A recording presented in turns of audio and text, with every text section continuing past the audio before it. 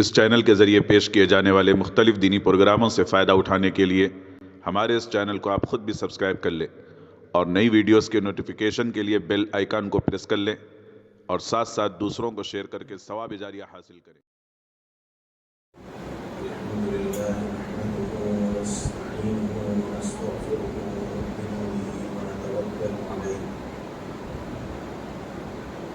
نعوذ بالله من شرور أنفسنا ومن سيئات أعمالنا من يهده الله فلا مضل له ومن يضلل فلا هادي له أشهد أن لا إله إلا الله وحده لا شريك له أشهد أن سيدنا ونبينا وحبيبنا وشفيعنا وسندنا وقدوتنا ومولانا محمدا عبده ورسوله صلى الله تبارك وتعالى عليه وعلى آله وأصحابه وذرياته وأهل بيته وبارك وسلم تسليما كثيرا كثيرا. أما بعد فقد قال الله سبحانه وتعالى: أعوذ بالله من الشيطان الرجيم بسم الله الرحمن الرحيم قد كان لكم في رسول الله أسوة حسنة لمن كان يرجو الله واليوم الآخر وذكر الله كثيرا. صدق الله العظيم. قال رسول الله صلى الله عليه وسلم: بعثت لأتمم مكارم الأخلاق، وكما قال عليه الصلاة والسلام.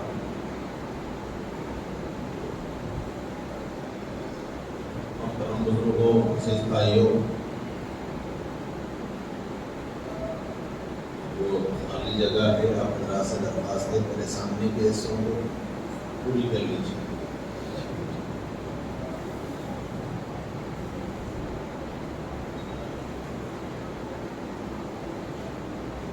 سیرت نبوی کے مختلف پہلو ہیں اور ان مختلف پہلوؤں میں ایک سب سے بڑا مرحلہ اخلاق کا ہے. حضور اکرم صلی اللہ علیہ وآلہ وسلم کے اخلاق قیامت تک آنے والی انسانیت کے واسطے مشعل راہ ہے.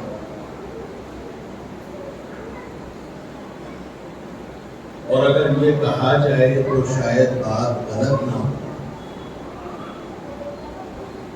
حضور اکرم صلی اللہ علیہ وسلم کی زندگی کے پہلو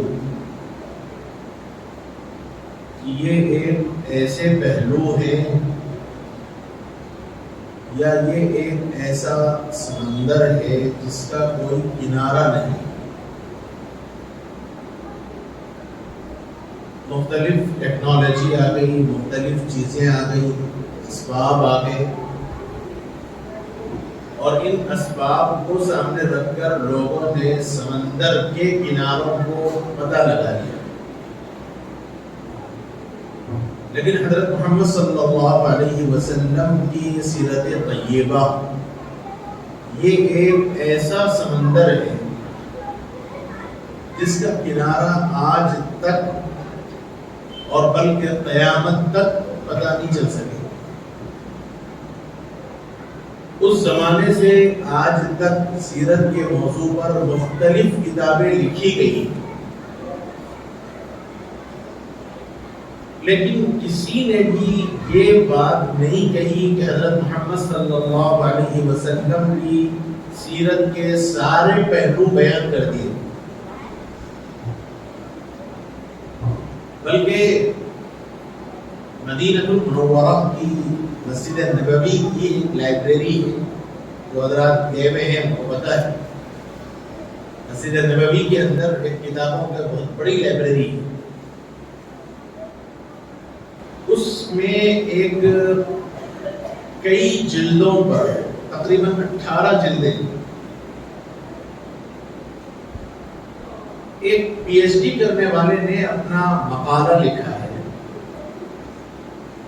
اور انہوں نے وہ مقالہ اپنا 18 جلدوں میں دیا ہے،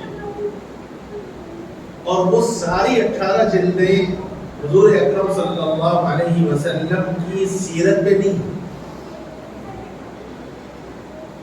بلکہ حضور اکرم صلی اللہ علیہ وسلم کے بعد جن لوگوں نے سیرت کو بیان کرنا شروع کیا یا سیرت پر کام کرنا شروع کیا یا جنہوں نے سیرت پر اپنی تحریریں لکھی ہیں،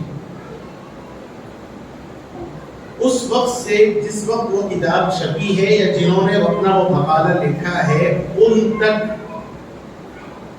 سیرت کے موضوع پر جتنے لوگوں نے کتابیں لکھی ہیں صرف ان کتابوں کو جمع کیا گیا، یعنی ان کتابوں کا تعارف صرف فلاں نام کی کتاب ہے، اس کے رائٹر اس کے مصنف فلاں ہیں، اتنی جلدوں پہ ہے، یہاں سے چھپی ہے، بس اتنا مختصر سا تعارف کرایا گیا ہے۔ اور ان کا پی ایچ ڈی کا مقالہ یہی تھا کہ حضور اکرم صلی اللہ علیہ وسلم کی سیرت پر کتنی کتابیں لکھی گئی ہیں اس کو جمع کیا جائے۔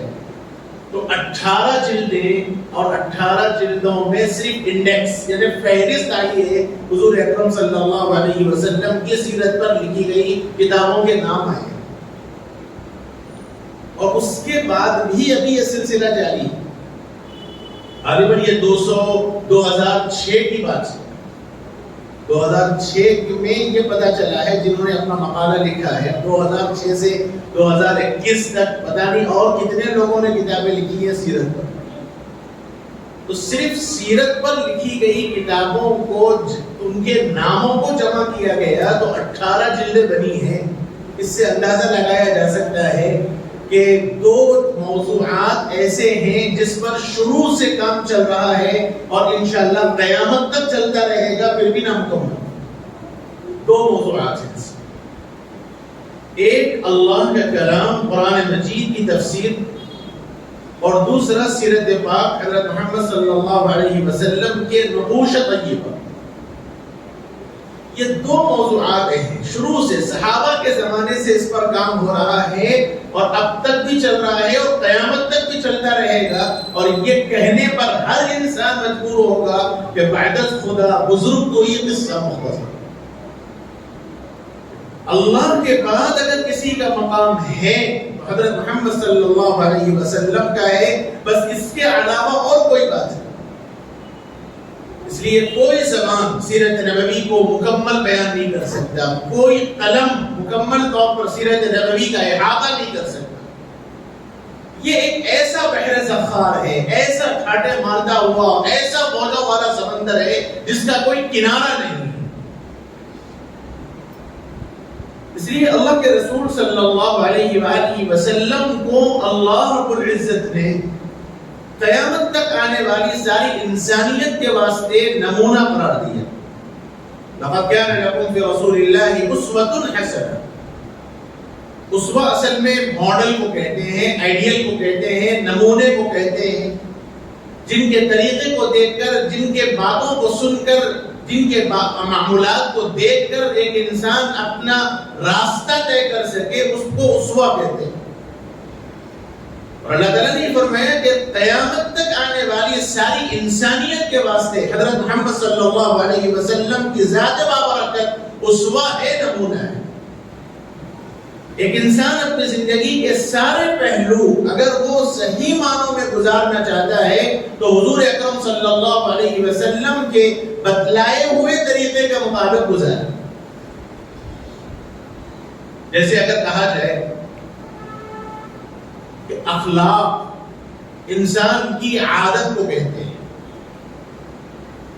اور یہ اچھے بھی ہو سکتے ہیں اور برے بھی ہو سکتے ہیں۔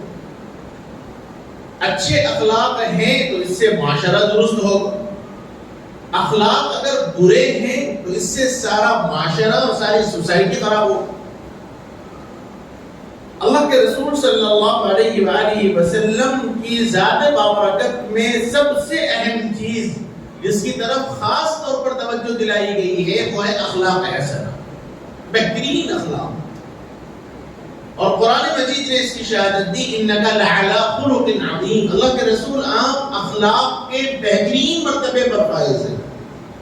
حضرت عائشہ صدیقہ رضی اللہ عنہا سے کسی نے پوچھا کیف کان خلق النبی صلی اللہ علیہ وسلم، کہ اما جان اللہ کے نبی کے اخلاق کیسے تھے، حضور کے عادات و اطوار کیسے تھے، حضور کا رہن سہن کیسا تھا، حضور کی معمولات زندگی کیسی تھی۔ اخلاق کے دائرے کے اندر ساری چیزیں آتی ہیں، جیسے اس سے پہلے میں نے عرض کیا کہ ان پورے اسلام کا خلاصہ 5 چیزوں پر منحصر ہے۔ 5 چیزیں پورے اسلام کا خلاصہ ہے، ایک عقائد، دوسرے عبادات، تیسرے معاملات، چوتھا معاشرت، پانچواں مناکحت، یہ ساری چیز پر اخلاق منحصر ہے، اور اسلام انہی 5 چیزوں پر ہے۔ ان 5 چیزوں میں سے کسی ایک میں انسان آگے بڑھ جائے اور دوسرے حصے میں کم ہو تو وہ انسان مسلمان تو ہو سکتا ہے لیکن کامل مومن نہیں ہو سکتا۔ کامل مومن اسی وقت ہو سکتا ہے جب اس کے یہ 5 چیزیں درست ہوں، عقائد بھی اپنی جگہ درست ہو، اور عبادات بھی اپنی جگہ درست ہو، معاملات بھی درست ہو، مناکحت آپسی زندگی بھی درست ہو، معاشرت بھی صحیح ہو، اور اخلاق بھی انسان کے صحیح ہو۔ یہ ساری چیزیں جب صحیح ہوں گی تو صحیح معنوں میں ایک انسان مومن بن سکتا ہے۔ اور اصل میں اگر اس کو سمجھنے کے واسطے کہا جا سکتا ہے کہ انسانی زندگی ایک مشین کی طرح ہے، جیسے ایک مشین کے اندر مختلف قسم کے پارٹ پرزے ہوتے ہیں، ان پرزوں کا اگر صحیح استعمال کیا جائے، ہر پرزے کو اس کے صحیح جگہ پر لگایا جائے تو وہ مشین صحیح کام کرتی ہے۔ اور لامحالہ اس مشین کو جس نے ایجاد کیا، اس مشین کو جس نے بنایا پہلی مرتبہ، اور اس نے جو بتلایا کہ اس پرزے کو یہاں رکھا جائے، اس پرزے کو یہاں رکھا جائے، اس کو اس طریقے سے استعمال کیا جائے، تو اگر اس کے بتلائے ہوئے طریقے کے مطابق کوئی انسان اس مشین کو استعمال کرتا ہے تو اس مشین سے صحیح معنوں میں فائدہ اٹھا سکتا ہے۔ اور اگر اپنی عقل دوڑائے، ایک پرزہ لگانے کا دوسرا پرزہ لگا دے، جیسے کرنٹ کے معاملے میں نیوٹرل فیس کا معاملہ ہے، اگر فیس نہ ہو نیوٹرل کر دیا جائے تو کرنٹ نہ آئے، یا نیوٹرل اور فیس ایک ساتھ مل جائے تو شارٹ ہو جائے۔ اس مشین کو اگر صحیح معنوں میں استعمال اس کے مشین کے بنانے والے کے بتائے ہوئے طریقے کے مطابق نہ کیا جائے تو وہ مشین سے فائدہ نہیں اٹھایا جا سکتا۔ ایسے ہی انسانی زندگی بھی ایک مشین ہے، اس مشین کو اس طریقے سے اگر استعمال کیا جائے جس طریقے کو اس مشین کے بنانے والے نے اور اس مشین کو چلانے والے نے جس طریقے سے بتلایا ہے تو وہ زندگی ہے۔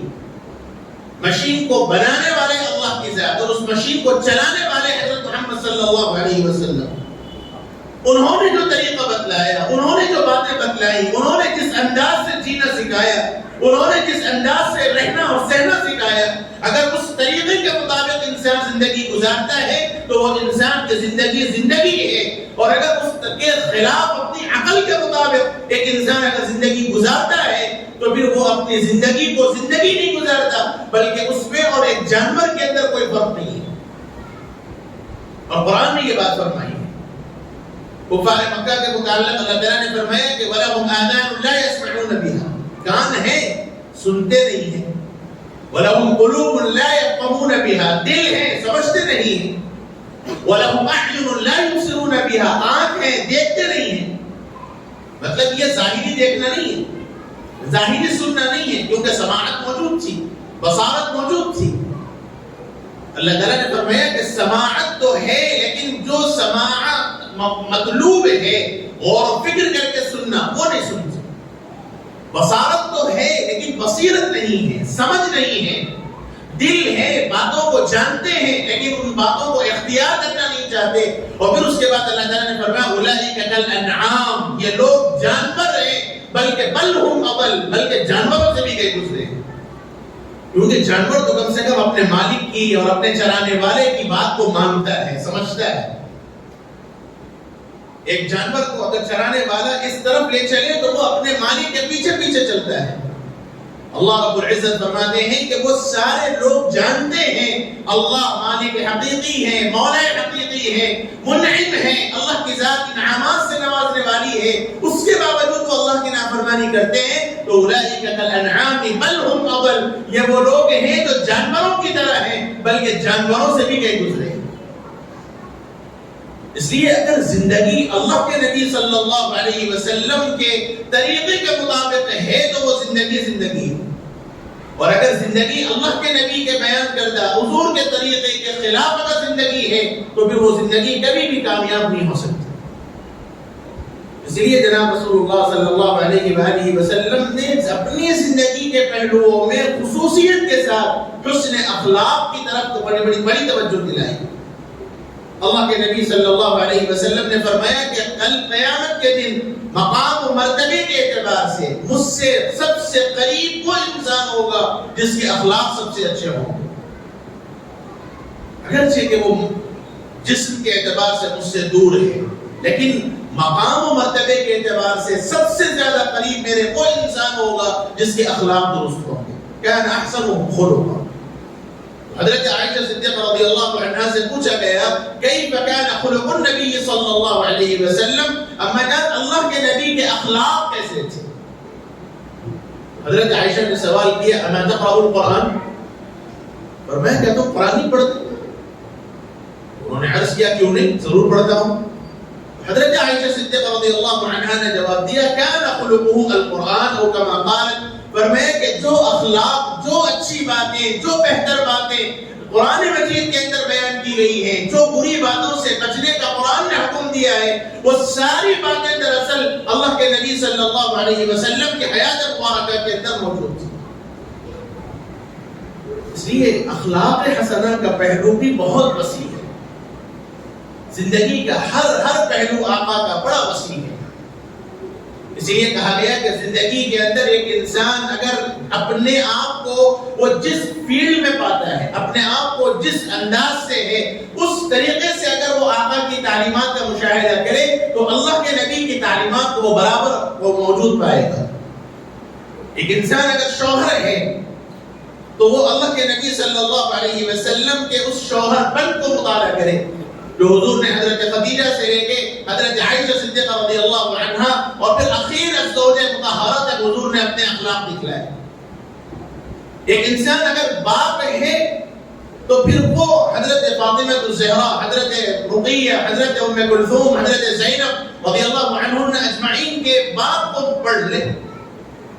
ایک انسان اگر معاملہ کرتا ہے، کاروبار کرتا ہے تو مدینہ المنورہ اور مکہ المکرمہ کے اس تاجر آدمی کو دیکھیں۔ زندگی کا کوئی پہلو ایسا نہیں ہے جس میں انسان یہ کہہ سکے کہ اس موقع پر اللہ کے نبی کی تعلیمات ناقص ہیں، کیونکہ قرآن نے حضور کو فرمایا لقد كان لكم في رسول الله اسوة حسنة، اللہ کے رسول صلی اللہ علیہ وآلہ وسلم کی شخصیت مطہرہ تمہارے لیے بہترین نمونہ ہے۔ نمونہ کس کو کہیں گے، ماڈل کس کو کہیں گے، آئیڈیل کس کو کہیں گے؟ ایک انسان جس کو اپنا مقتدا بنا سکے، ایک انسان جس کو اپنا پیشوا بنا سکے، جس کے طریقے کو ایک انسان اختیار کر کے اس بات پر وہ مطمئن ہو کہ میں نے اس طریقے کو اختیار کر کے میں اپنے آپ پہ بڑا مطمئن ہوں، اور وہ حضرت محمد صلی اللہ علیہ وسلم کی حیات طیبہ کا ایک پہلو ہے، اور اخلاق اس میں سب سے بڑی چیز ہے۔ اور اس اخلاق میں بھی جیسے میں نے بتایا کہ ایک وسیع پہلو ہے۔ غالباً کئی سال پہلے اخلاق حسنہ کے عنوان سے کئی جمعہ آپ کے سامنے باتیں آئیں، اپنے مذاکرے کے واسطے ایک پہلو کو اس حدیث نے بیان کیا۔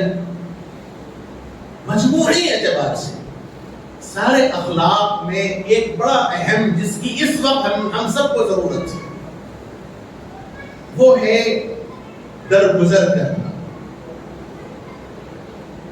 بردباری اختیار کرنا، اپنوں کو معاف کرنا، غیروں کے ساتھ حسن سلوک کا معاملہ کرنا، اس کی اس وقت بہت سخت ضرورت ہے۔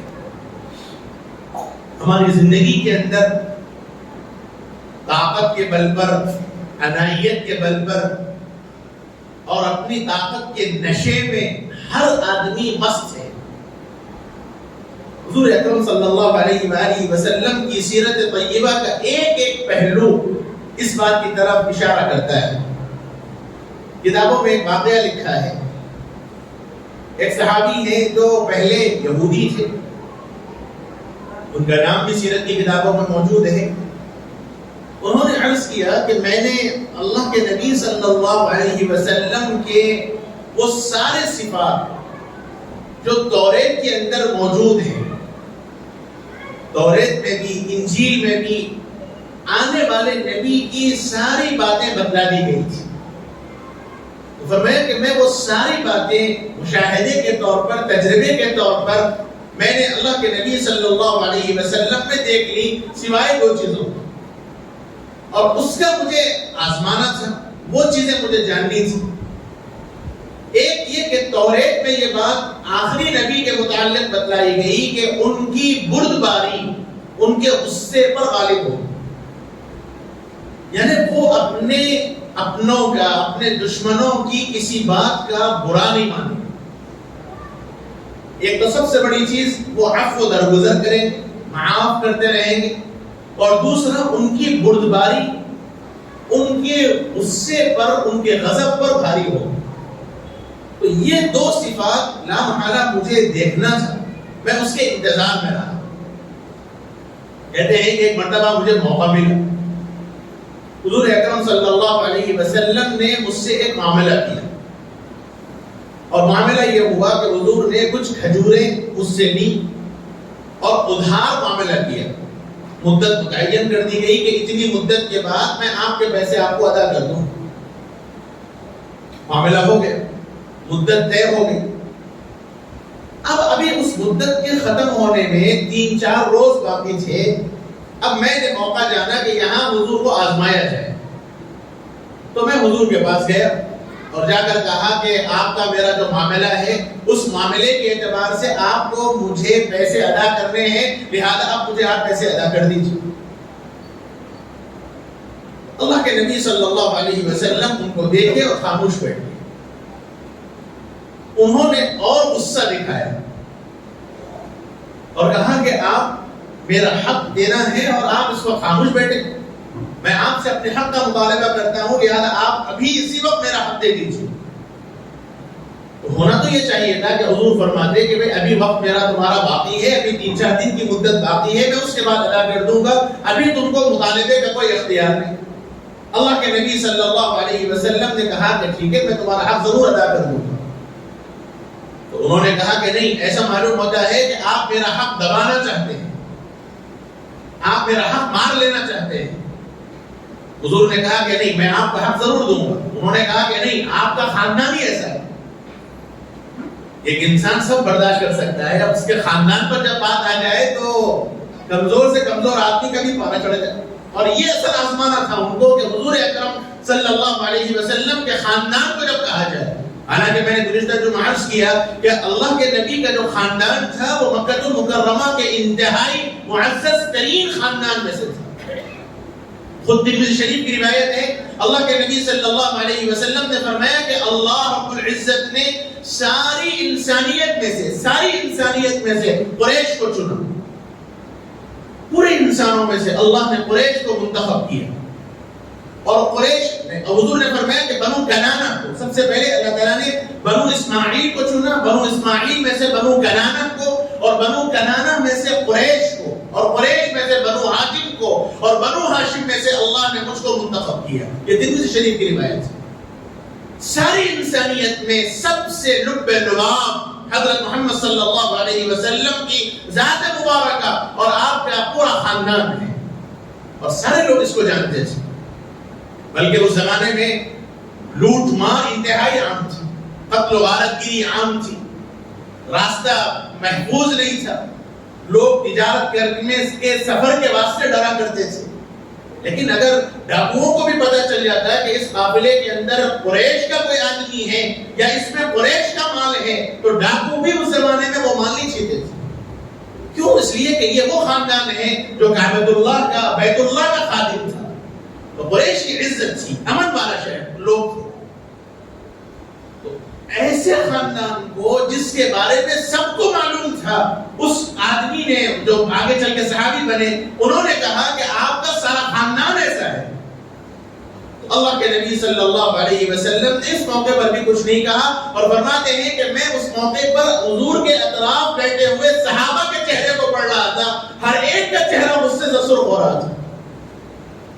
ایک مسلمان جس کے دل میں ایمان ہے سب برداشت کر سکتا ہے، لیکن ایمان کے اوپر نبی کی ذات پر حق آ جائے برداشت نہیں ہو سکتا۔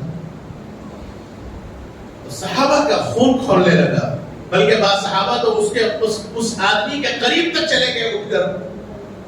اللہ کے نبی صلی اللہ علیہ وسلم نے آنکھ کے اشارہ فرمایا، صحابہ کو تھما دیا۔ پھر انہوں نے کہا کہ ایسا معلوم ہوتا ہے کہ آپ اپنے ساتھیوں کو میرے خلاف برگلانا چاہتے ہیں، اور ان سب کو مجھے اکیلے کو دیکھ کر آپ سب لوگ میرا حق دبا لینا چاہتے ہیں، اور آپ ہی نہیں، آپ کا سارا خاندان ایسا ہے کہ وہ لوگوں سے اپنی ضرورت تو مانگ لیتا ہے اور پھر اس وقت کو ادا کرنے کے واسطے وہ ٹال مٹول کرتے ہیں۔ اب حضرت عمر رضی اللہ عنہ کو جلال آ گیا، برداشت نہیں ہوا، فوری غصے سے کھڑے ہوئے، اور حضرت عمر ابھی اٹھنا ہی چاہ رہے تھے، یہ صحابی فوری اٹھے اور آ کر حضور اکرم صلی اللہ علیہ وسلم کی قمیص مبارک اور چادر مبارک کو پکڑ لیا اور کہا اٹھیے۔ حضور کے قمیص مبارک کے گریبان کو پکڑ کے کھینچا اور کہا اٹھیے اور اسی وقت میرا حق ادا کیجیے۔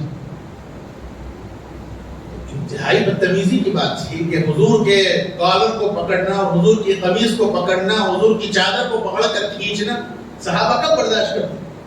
حضرت عمر رضی اللہ عنہ نے عرض کیا کہ یا رسول اللہ اب برداشت کے باہر ہو گیا، اجازت دیجیے اس کی گردن اڑا دو۔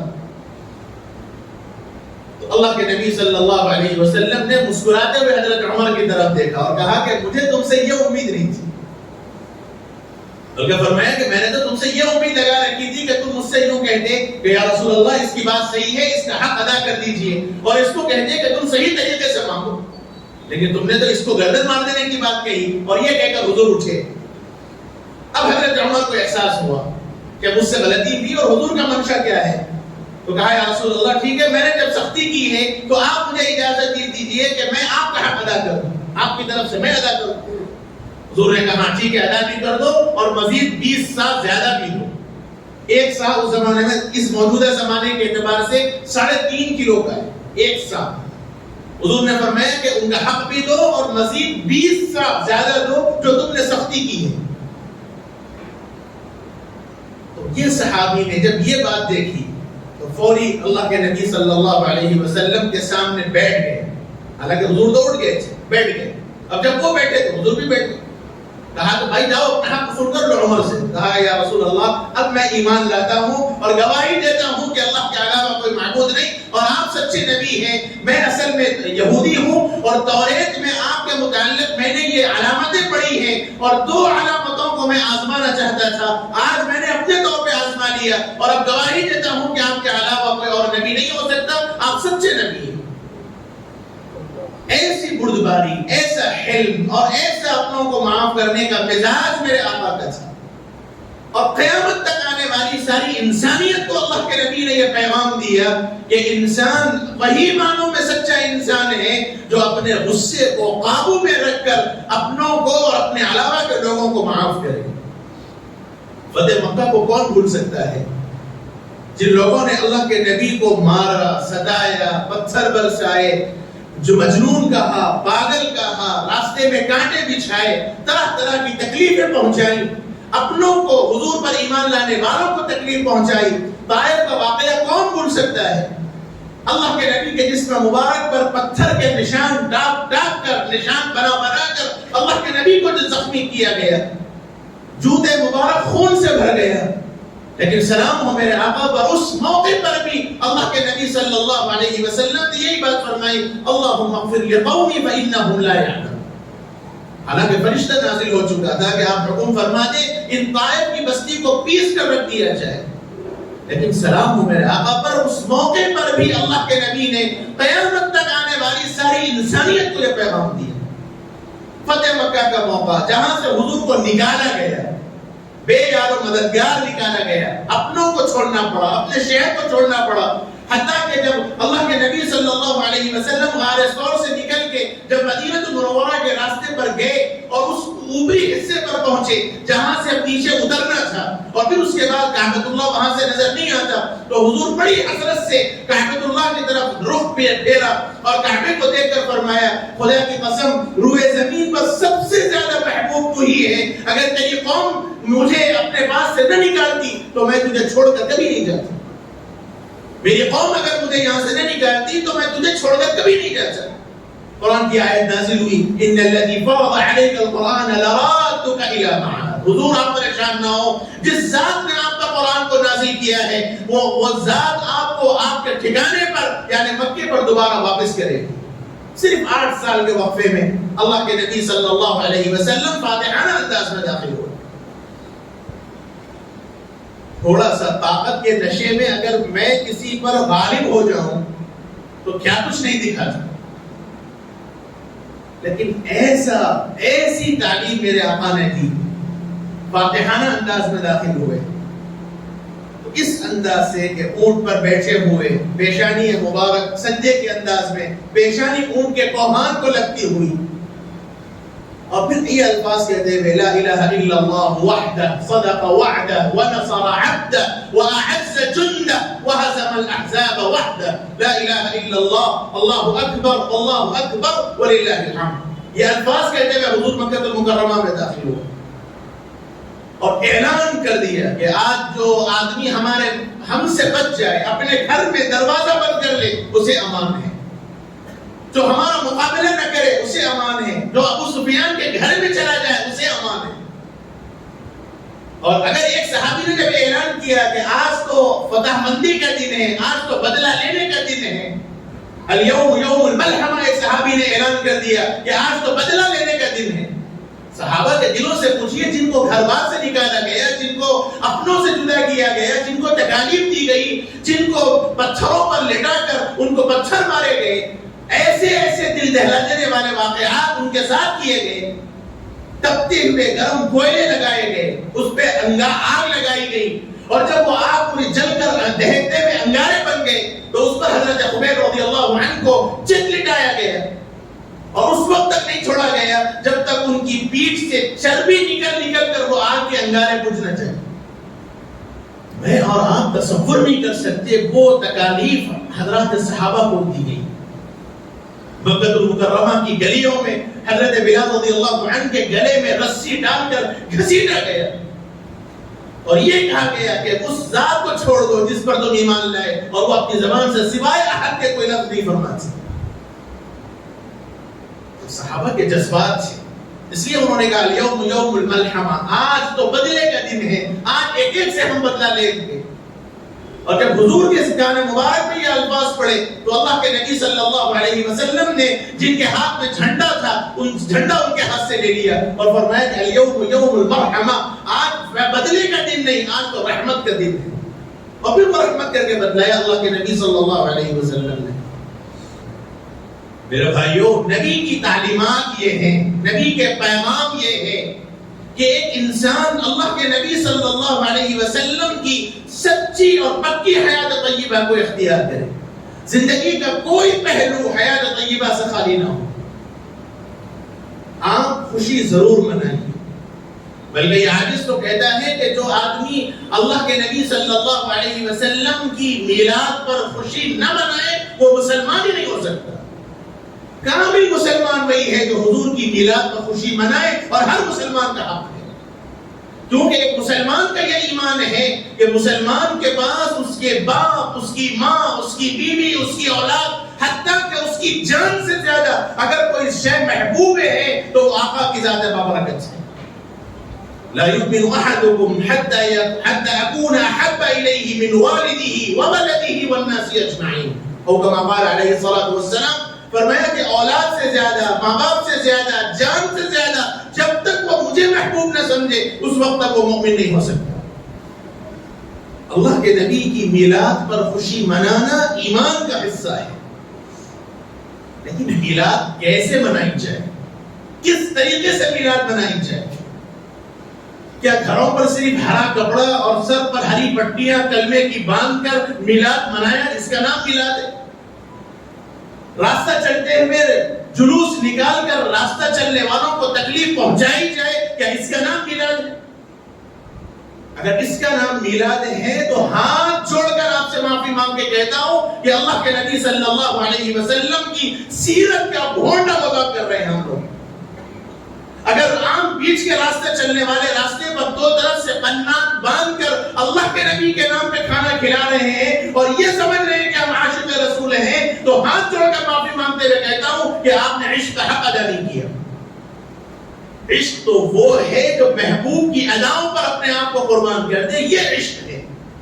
میں ایک طرف زبان سے دعویٰ کر رہا ہوں کہ مجھے آپ سے بڑی محبت ہے، میں بار بار یہ مثال دیا کرتا ہوں، والد محترم ہیں، والدہ محترمہ ہیں، بیڈ پر پڑی ہوئی ہیں، بیمار ہیں، فریش ہیں، اٹھ نہیں سکتی، حرکت نہیں کر سکتی، اور آپ سرانے بیٹھے ہیں، ان کا حلق سوکھ رہا ہے، اور وہ آپ سے کہیں کہ بیٹا ایک گلاس پانی پلا دے، میرا حلق تر کر دے، اور آپ کہہ رہے ہیں کہ اماں والد مجھے آپ سے بہت محبت ہے، میں آپ سے محبت کرتا ہوں، میں پانی نہیں پلا سکتا۔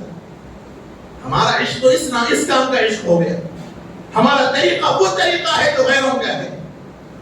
کیا نبی نے عشق کے نام پر وہ ڈھنڈورے پیٹنے کی اجازت دی؟ کیا صحابہ نے عشق کے نام پر وہ کام کیے جو ہم کر رہے ہیں؟ راستے پہ ٹھہر کر ڈی جے بجا بجا کر نعت نبی پڑھتے ہیں۔ آپ مسجد میں بیٹھے ہیں، میں آپ میں سے ہر ایک کو، آپ کو اللہ کا، آپ کے نبی کا واسطہ دے کر پوچھتا ہوں، جب وہ نعتیں آپ سنتے ہیں تو آپ کا تصور کہاں پہنچتا ہے؟ آپ خود غور کر لیں کبھی۔ کوئی بھی نعت ایسی نہیں ہے جو گانوں کے طرز پہ نہ ہو۔ پرانے گانے جو گانے والوں کے، گویوں کے جو نعتیں اس انداز پہ نعتیں بنائی گئی ہیں، ہمارے کانوں کو سرور چاہیے۔ ہم نعت صحیح معنوں میں اللہ کے نبی کی نعت ہی سنتے ہیں۔ نعت نام ہے آقا کی تعریف کا۔ جذبہ تو یہ ہونا چاہیے کہ جب آقا کی صفات ہمارے سامنے بیان ہو تو دل پہ اثر ہو اور اس کے اثرات آنکھوں کے ذریعے آنسو ظاہر ہو جائے۔ صحابہ کو پڑھیے اور اللہ کے نبی کی مجلس میں بیٹھتے تو صحابہ یوں فرماتے ہیں کہ ایسے معلوم ہوتا کہ ان کے سروں پر پرندے ہیں، حرکت نہیں کر سکتے۔ اور ادب کا مقام یہ تھا کہ حضور اگر کسی کو دیکھتے تو نگاہیں صحابہ نیچی کر لیتے، اور حضور جب دوسری طرف رخ پھیرتے تو یہ صحابہ حضور کا دیدار کرتے۔ آنکھ سے آنکھ ملانے کی مجال نہیں تھی صحابہ کی ادب کے اعتبار سے۔ اور ہم ہیں کہ عشق نبی کے نام پر وہ واویلے مچاتے ہیں جس کا اسلام کا کوئی تصور نہیں۔ ہونا تو یہ چاہیے کہ آپ اپنے تعلیمات سے، اپنے عمل سے غیروں کو اپنے نبی کا تعارف کرائیے، یہ تعارف کرائیے، یہ کام کرنے کا ہے۔ کیا اچھا ہوتا کہ میلاد کے دن 12 ربیع الاول کو ہمارا ایک سوسائٹی، ہمارے چند افراد مل کر کچھ ایک پیکٹ بناتے، گفٹ پیکٹ، اور ہم ہاسپٹلوں میں، ہسپتال میں جا کر مریضوں کے پاس، خاص طور پہ غیر مسلموں کے پاس جا کر اپنی طرف سے چھوٹا تحفہ پیش کر کے کہتے کہ آج ہمارے نبی کی پیدائش کا دن ہے، ہم خوشی منا رہے ہیں اور ہم چاہتے ہیں کہ آپ بھی ہماری اس خوشی میں شریک ہو، ان کی بیمار پرسی کیجیے۔ یہ صحیح نبی کی تعلیم ہے۔ لیکن اپنے جذبات کا اظہار یہاں نہیں ہو پائے گا، اپنی خواہشات کا اظہار یہاں نہیں ہو پائے گا۔ یہاں تو بس خواہشات کا اظہار چاہیے۔ یہاں تو غیروں نے کیا، تو نے کیا میں کرتا ہوں، تو نے کیا میں کرتا ہوں، انہوں نے کیا ہم کیوں رہے۔ وہ کرنے والے بیچارے کوئی دیندار نہیں ہیں، ان کے پاس کوئی دین نہیں ہے، وہ عقل کے پجاری ہیں۔ ہم دین کے پابند ہیں، ہم آخری دین کے پابند ہیں، ہم نبی کی تعلیمات میں اپنے آپ کو بندھے ہوئے ہیں۔ یہ کرنے کے کام ہے۔ آپ کے غیر مسلم دوست ہوں گے، آپ کے آفس کے کلیگز ہوں گے، آپ کے ساتھ کام کرنے والے لوگ ہوں گے، آپ ان کو بتلائیے کہ آج ہمارے نبی کی پیدائش کا دن ہے اور ہم مسلمان ہیں، اور ہمارے لیے سب سے بڑی ذات اگر کوئی ہے تو ہمارے نبی کی ذات ہے، اور ہماری نبی کی یہ تعلیمات ہیں، اور ان کا آج پیدائش کا دن ہے تو ہم ان کے نام پر آپ کو یہ تحفہ پیش کرتے ہیں۔ ایسا تعارف کرائیے، پھر دیکھیے کتنا وہ اسلام سے قریب ہوتے ہیں۔ ہمارا عالم تو یہ ہے کہ اب برتھ ڈے منایا جا رہا ہے اللہ کے نبی کے نام سے، نعوذ باللہ من ذالک۔ جو کام کرسچنوں نے کیا، جو کام غیروں نے کیا، وہ کام نبی کے ساتھ کام پر کیا جا رہا ہے۔ اللہ کے نبی صلی اللہ علیہ وسلم نے فرمایا، ترمذی شریف کی روایت ہے، فرمایا کہ تم لوگ پچھلے لوگوں کی یعنی یہود و نصارہ کی پیروی کرو گے، اور ہر چیز میں پیروی کرو گے، یہاں تک کہ فرمایا کہ ان لوگوں نے اگر اپنی ماں سے زنا کیا ہے تو خدا کی قسم میری امت میں بھی یہ چیز ہوگی۔ انہوں نے کرسچنوں نے 25 دسمبر کو کرسمس ڈے منایا، کیک کاٹا، مسلمانوں نے بھی اللہ کے نبی کی میلاد پہ کیک کاٹا۔ غیرت مر گئی، نعوذ باللہ۔ اگر کوئی غیر مسلم آدمی اللہ کے نبی کی ذات پر کوئی انگلی اٹھا دے تو ہمارا خون کھول جاتا ہے۔ اللہ کے نبی کی شان میں ذری گستاخی کر دے تو ہم مارنے پر تیار ہو جاتے ہیں، اور یہ ہمارا ایمان ہے۔ اور یہی مسلمان اللہ کے نبی کے نام پر کیک کاٹتا ہے، ہیپی برتھ ڈے محمد رسول اللہ لکھا ہوا ہے، اور اسی ہاتھ سے کیک کاٹ رہا ہے کمبخت۔ حضور کے نام کی بھی عظمت مر گئی، نعوذ باللہ من ذالک۔ میرے بھائیو، جذبات کے اظہار کا نام عشق نہیں ہے۔ عشق نبی کا دعویٰ تو آسان بہت ہے ثاقب۔ حضرت قاری صدیق احمد صاحب باندھوی رحمۃ اللہ علیہ نے ایک نعت کہی ہے، اس کا آخری مصرع ہے، عشق نبی کا دعویٰ تو آسان بہت ہے ثاقب، فرمان نبی پر عامل ہونا سب کے بس کی بات نہیں۔ عشق یہی ہے، میرے آقا نے جو فرمایا میں اس پر چلوں۔ اس لیے صرف گھروں پر جھنڈیاں لگا لیں، اپنی گاڑیوں پر جھنڈیاں لگا لیں، اپنی گاڑیوں پر 2 گلاسز نکال کے 2 سامنے جھنڈیاں لگا لیں، اور سروں پہ پٹیاں باندھ کے جلوس کی شکل میں نعرے تکبیر اللہ اکبر بال کے نکل جائیں، یہ عشق نہیں ہے، یہ نہیں ہے عشق۔ نہ تو نبی نے تعلیم دی، نہ صحابہ نے تعلیم دی، نہ اولیاء کرام نے تعلیم دی۔ یہی تو 3 واسطے ہیں جن پر ہم زندہ ہیں اور جن کے ہم نام لیوا ہیں۔ ہم صحابہ کے نام پر زندہ ہیں، اولیاء کرام کے نام پر زندہ ہیں۔ پڑھ لیجئے سیرت، پڑھ لیجئے سوانح، پڑھ لیجئے تاریخ۔ جن اولیاء کرام کے نام کی ہم فاتحہ دیتے ہیں، کیا ان اولیاء کرام نے اس انداز سے آقا کا میلاد منایا؟ آقا کا میلاد اس طریقے سے منائیے جو صحابہ نے منایا، آقا کا میلاد اس انداز سے منائیے جو اولیاء کرام نے منایا۔ آپ اس دن روزہ رہیے اللہ کے واسطے، اس دن عبادتیں کیجیے، اس دن درود شریف پڑھیے، اس دن پورے گھر میں درود کا دستر لگائیے۔ سب سے بڑا تحفہ تو یہی ہے۔ اللہ کے نبی نے فرمایا من صلی علی مرۃ واحدۃ صلی اللہ علیہ 10 مرات، ترمذی شریف کی روایت، فرمایا کہ جو ایک مرتبہ میرے اوپر درود پڑھتا ہے اللہ تعالیٰ اس پر 10 رحمتیں نازل فرماتا ہے۔ آقا کو یہ تحفہ پیش کیجیے۔ جو آدمی درود کا نذرانہ آقا کے سامنے پیش کرتا ہے، فرشتے اعزاز کے ساتھ حضور کے سامنے پیش کرتے ہیں۔ یہ پیش کیجیے، اپنے بچوں کو بٹھائیے، اپنے گھرانوں کو بٹھائیے، خود بیٹھیے اور پورا دن معمول کیجیے کہ آج پورا دن ہم اللہ کے نبی کے نام میں درود شریف پڑھیں گے۔ کرنے کے یہ کام ہے۔ عشق ایسا کیجیے جو بارگاہ نبی میں بھی قبول ہو۔ عشق ایسے مت کیجیے جو بارگاہ نبی سے دھتکار دیا جائے۔ وہی در ہے، اس در کے علاوہ ہمارے پاس کوئی در نہیں ہے۔ کل قیامت کے دن اللہ کے نبی کی شفاعت کے بغیر کوئی چارہ کار نہیں۔ اور حدیث میں آتا ہے کہ حضور حوض کوثر میں ٹھہرے ہوئے ہوں گے، پانی پلا رہے ہوں گے، اور لوگ وہاں ٹھہرے ہوں گے، اور فرشتے کچھ لوگوں کو اس جگہ سے دور ہٹائیں گے۔ اللہ کے نبی فرمائیں گے کہ یہ میرے لوگ ہیں، یہ میری امت ہے۔ تو فرشتے عرض کریں گے کہ نہیں یا رسول اللہ، یہ آپ کی امت نہیں ہے، انہوں نے آپ نہیں جانتے کہ انہوں نے آپ کے بعد دین میں کیا کیا چیزیں ایجاد کی ہیں، دین میں نئی نئی چیزیں انہوں نے ایجاد کی ہیں۔ اور جب یہ لفظ آقا سنیں گے تو حدیث میں آیا کہ اللہ کے نبی بہت سخت ناراض ہوں گے اور الفاظ کہیں گے سحقاً سحقا، دور ہو جاؤ میری نظروں سے۔ جب نبی نظروں سے دور کر دیں تو پھر تو کوئی چارہ نہیں، کوئی جگہ نہیں، کوئی جائے پناہ نہیں۔ اس لیے میرے بھائیوں، یہ عاجز ایک پیغام آج کے دن آپ سے دینا چاہتا ہے کہ آپ ضرور میلاد منائیے، ضرور منائیے، میلاد سے انکار نہیں، خوشی ضرور منائیے، لیکن اس انداز کی منائیے جو شریعت میں، اس طریقے سے منائیے جو اسلام نے بتلایا ہے، جو صحیح ہے، اس انداز سے منائیے۔ اور بہتر یہ ہے، جیسا ایک طریقہ میں نے بتلایا آپ کو، یہ طریقہ ہونا چاہیے کہ کوئی ایک منظم طریقے سے ہر بستی والے، شہر اپنے کمیٹی والے، کوئی بھی ایسا کام ہو کہ اس طرح کر کے پلاننگ کے ساتھ غیر مسلموں تک خاص طور پر پہنچ کر، اپنے تو سب واقف ہیں، خاص طور پر غیر مسلموں تک پہنچ کر اللہ کے نبی صلی اللہ علیہ وسلم کا تعارف کرایا جائے، حضور کے بارے میں ان کو بتلایا جائے، اور پھر ان کو ایک تحفہ چھوٹا سا دیا جائے اور خاص طور پر ہاسپٹلوں کے اندر بیمار لوگوں کے پاس پہنچ کر تھوڑی ان کی عیادت کر کے ثواب بھی کمائیے، ان کو تھوڑا سا تحفہ اپنی حیثیت کے مطابق، ایک چھوٹا سا معمولی سا بسکٹ کا پوڑا سے، بسکٹ کا پوڑا آپ کی جو حیثیت سے آپ پلاننگ کیجئے. دوست احباب ہیں، ہوٹل پہ بیٹھیں گے، چائے پیئیں گے، پان کھائیں گے، 100 روپے تو ایسے ہی نکل جائیں گے. اور ذرا سا باکس کے ایریے سے پاک مندی کھانے آ جائیں گے تو 1000 کی نوٹ تو ایسے ہی چلی جائے. اس ایک دن وہ مندی کھانے کے بجائے، وہ پیسے خرچ کرنے کے بجائے آپ اپنے نبی کے نام پہ کیجیے، اپنی حیثیت کے مطابق چند دوست احباب مل کر پلان کر کے اس ہاسپٹل کو آج ہم جائیں گے، اس جگہ ہم پہنچیں گے، اور اپنے علاقے کے غیر مسلم گھروں پہ گھٹکے مار مار کے اللہ کے نبی کا پیغام پہنچ کے چھوٹا سا تحفہ ان کو پیش کیجیے.